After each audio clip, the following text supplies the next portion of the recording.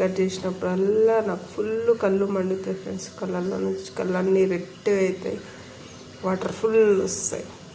ఈరోజు మా ఇంట్లో స్పెషల్ మెల్ మేకర్ ఫ్రై చూపిస్తాను నేను ఎలా రెడీ చేస్తాను.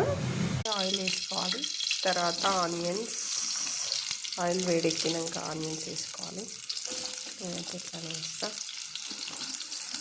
ఒక్కొక్కరి స్టైల్ ఒక్కొక్కరు, నా స్టైల్లో నేను అయితే హాట్ వాటర్లో కడుక్కొని పిండి ఇక్కడ పెట్టుకోవాలి. నేనైతే కొంచెం ఫ్రై కావాలి. కొంచెం పసుపు యాడ్ చేసి మిక్స్ చేసుకోవాలి. కాసేపు ఉల్లిగడ్డ మగ్గనిచ్చినాక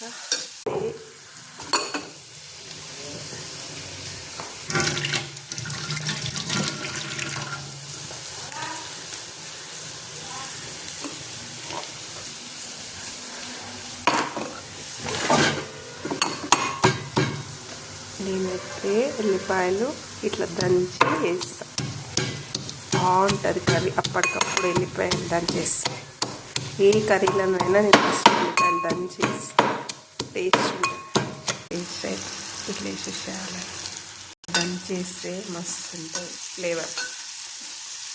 ఇంత బాగుంది. తొందరగా మగ్గిపోవాలంటే సాల్ట్ వేయాలి. వాటర్ వేసుకొని కొద్దిగా ఇక్కడైతే ఇంగ్లీష్ సూపర్ ఉంటుంది కర్రీ.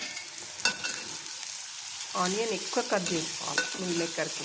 ఫ్రై కర్రీ కాదు, ఫ్రైకి ఆనియన్ తోటే బాగుంది. ఇట్లా వాటర్ అన్నీ వేసుకొని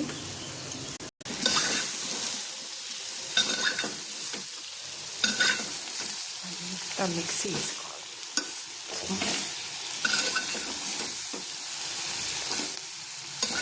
మా పిల్లలకైతే చాలా ఇష్టం ఇది. మిక్సీ వేసుకొని కాసేపు మగ్గనియాలి. మగ్గనిచ్చినాక అప్పుడు కారం, ఉప్పు యాడ్ చేద్దాం. ఓకేనా? అయితే మగ్గనిద్దాం. మూత పెట్టేద్దాం. పిండేసి అక్కడ పెట్టేసిన ఇంటి మగ్గిపోయింది.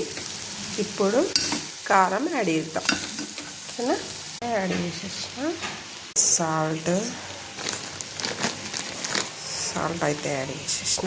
ఈ రెండు మిక్స్ చేయాలి. పక్కన పెడదాం కోసేపు. కొంచెం ఎగ్ మసాలా పౌడర్ చల్లుతున్నా. టేస్ట్ బాగుంటుంది. ఈ మసాలా అయితే సూపర్ ఉంటుంది. ఎవరెస్ట్ వాటి ఎగ్ మసాలా చూడండి, సూపర్ ఉంటుంది టేస్ట్. ఇది చల్లితే ఫుల్ నాన్ వెజ్ ఫ్లేవర్ వస్తుంది.